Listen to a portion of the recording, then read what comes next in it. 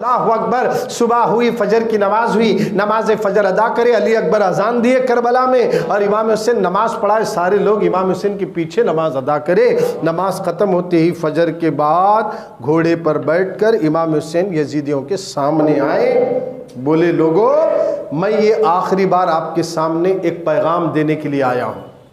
कल क़यामत में कोई यजीदी ये नहीं बोलना कि मौला हुसैन करबला में आकर जरा हमें मैशर का मैदान याद नहीं दिलाए, नहीं बोलना। अब सुनो, मैं अपनी तरफ से नहीं आया, तुम सबके बुलाने से मैं आया।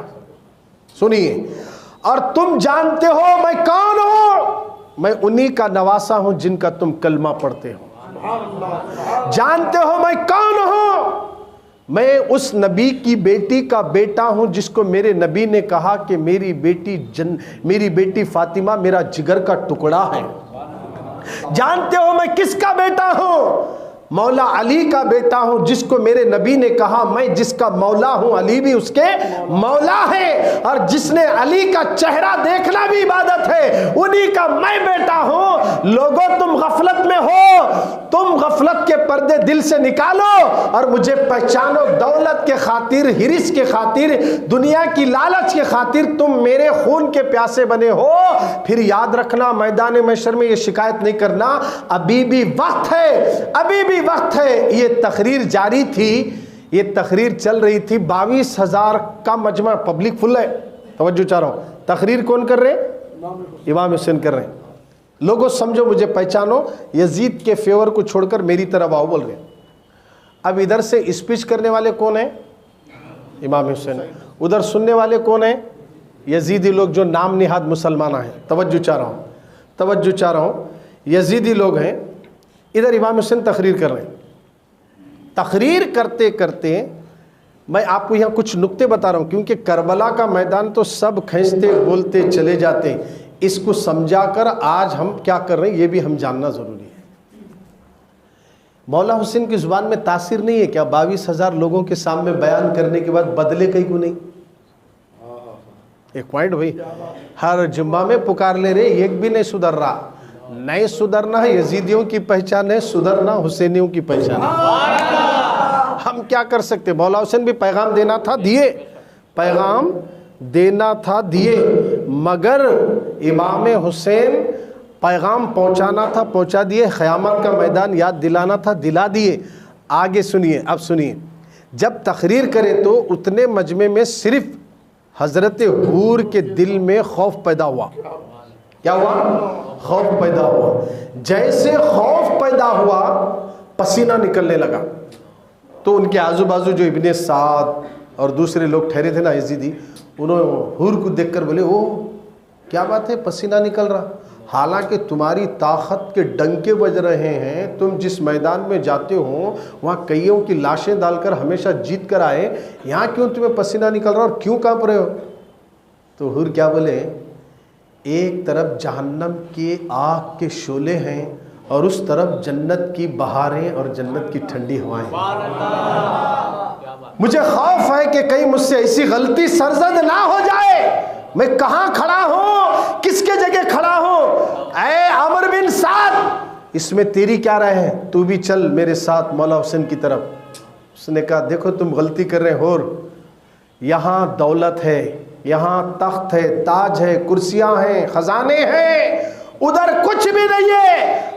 हजरत हूर ने कहा, अरे नादान, उधर तो अल्लाह और उसके रसूल हैं, उधर तो जन्नत है।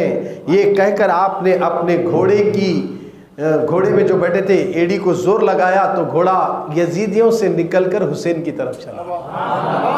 और जैसे मौला हुसैन के करीब आए हजरत हूर कदमों में गिर के रोने लगे कि सरकार मुझे माफ़ कर दीजिए। मैं, और वो भी ऐसा वैसा नहीं, आने वाले कोई सिंगल आदमी नहीं है, इनके पीछे हल्का कितना बड़ा था मालूम है? इन्हों भी 20,000 को लेकर आए थे, इनको भी सिपा सालार बनाया गया था, इतने बड़े हल्के के साथ आए थे। अब उन्होंने जैसे मौला हुसैन के कदमों में सर रखकर रोने लगे कि हुजूर मुझे माफ़ कर देना, क्योंकि रसूलुल्लाह ने कहा जिसने हुसैन का दिल दुखाया उसने रसूलुल्लाह का दिल दुखाया। और जिसने रसूल का दिल दुखाया, उसने अल्लाह और उसके रसूल को तकलीफ दी, तो उसके लिए जन्नत नहीं है। खुदारा मुसलमानों, हजरत हुर रोकर कहते मुझे माफ कर देना, मैंने बहुत बड़ी गलती की। तो मौला हुसैन फरमाते जा मैंने तुम्हें माफ कर दिया और मैं आप पर जान फिदा करूंगा। अभी बात चल रही थी, उधर यजीदियों में से अमर बिन साद ने कमान में तीर रखकर, और वो तीर हवाओं का सीना चीरते हुए आया और इमाम हुसैन के बाजू से निकल गया। और जैसे निकलना था, जंग की शुरुआत भी उधर से हुई, देखो तीर भेजा तो इमाम हुसैन जैसे तीर बाजू से चला गया तो हजरत हुर को जलाल आ गया। कहा कि मौला हुसैन मुझे इजाजत दीजिए, इन लोगों को मैं जहन्नम वासिल कर दूंगा। इजाजत दिए, इजाजत मिली। क्या खुशी जी, मैदान जंग में हंसते खेलते जा रहे हैं। कहाँ जा रहे हैं?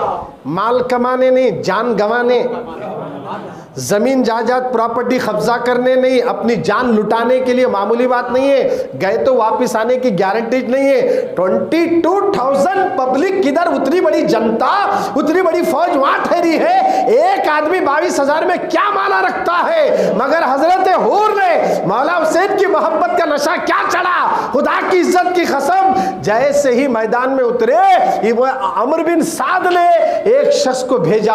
जैसे वो इब्ने साद की तरफ से एक पहलवान आया बड़ा, उसने हुर से कहता हुर तू बहुत बड़ी गलती किया इमाम हुसैन का साथ देकर, अगर काश तू इधर होता ना, इधर सब कुछ है। क्या है? माल है। मैं बता रहा हूं दुनिया, लालच क्या है? बुरी बला है। लालच क्या है? बुरी बला है। दुनिया की लालच बुरी बला है। अब वो कहता है इधर माल है, इधर खजाने हैं, इधर कुर्सियां हैं, उधर कुछ नहीं, तू बहुत बड़ी गलती किया हुर, अब मैं तेरा सर उड़ा दूंगा। ये कह रहा यजीदी। हजरत हुर ने कहा कौन किसका सर उड़ाएगा, शुरू तो कर। जैसे शुरुआत हुई, एक ही वार में हुर ने उसका सर उड़ा दिया। दूसरा आया, उसको भी वासिले जहन्नम। तीसरा आया, उसको भी वासिले जहन्नम। इस तरह कई यजीदियों की लाशें हुर गिराते गए और गिराते गए, हत्ता के कई यजीदी मरने के बाद वापस रिटर्न आकर इमाम हुसैन से कहने लगे, हुसैन ऐ इमाम आली मकाम, आप मुझसे राजी है या नहीं है? आप मुझसे खुश है ना? मैं आपकी मोहब्बत में दुश्मनों को कैफर किरदार तक पहुंचा रहा हूं, आप मुझसे राजी है? मौला हुसैन ने कहा हम तुमसे राजी हैं। इतना कहने के बाद भीड़ घोड़े का रुख करे। अब जैसे जाने लगे, यजीदी आने लगे, एक एक करके हजरत हुर रजी अल्लाह ताला अन्हु ने सबका सर तन से जुदा करते हैं, किसी का हाथ काटते हैं, किसी के सीने में तलवार घुसड़ते हैं, किसी के हलक पर तीर चलाते हैं। एक बहादुर इमाम हुसैन का गुलाम कई लाशें गिराता गया, हत्ता के इब्ने साद ने देखा अगर इस तरह एक एक कर गए तो हमारी साफ हो जाएगी पूरी फौज, चारों तरफ से घेर लो। 3 हिस्सों में तकसीम कर दिया। एक ग्रुप का काम तीर चलाना है, एक ग्रुप का काम तलवार चलाना है और दूसरे ग्रुप का काम पत्थर मारना है। अब 3 तकसीम करने के बाद हुर पर हमले होते हैं। मौला हुसैन का शहीदाई, घबराता नहीं, डरता नहीं, इन सब का मुकाबला करते करते आखिर उनके सीने में तीर भी लगे, तलवार भी लगी। आखिर आप जख्मों से चूर होकर घोड़े से नीचे गिर गए। मौला हुसैन उनके करीब पहुंचे और उनको लाश को लेकर खैमे के पास आए तो हजरत हुर का सर उठाकर मौला हुसैन अपनी मांडी पे रखे। क्या बात है, बोलिए। कोई मुर्शिद पावरफुल है, अगर वो अपने मुरीद को उसका सर अपनी मांडी पे रखे, बैठे बोले सो जा बेटे यहाँ थोड़ी देर, क्या लूंगा।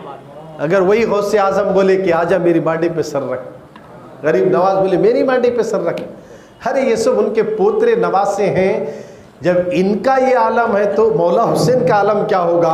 हजरत हुर जैसे ही जख्मों से चूर हैं, तलवारें लगी है, खून बह रहा है और उसके बावजूद भी जैसे सर उठाकर मौला हुसैन ने अपने गोद में रखा तो हजरत हुर की आंख खुली। आंख खुली तो ये पलकों से खून बह रहा था, इधर से खून जा रहा है। तवज्जो चाहता हूं लोगों, खून बह रहा है। मौला हुसैन ने उनके सर के पास का खून साफ कर दिया और करने के बाद आंखें खोलकर मौला हुसैन को देखकर कहते हुसैन तुम मुझसे राजी हो, तुम मुझसे राजी हो।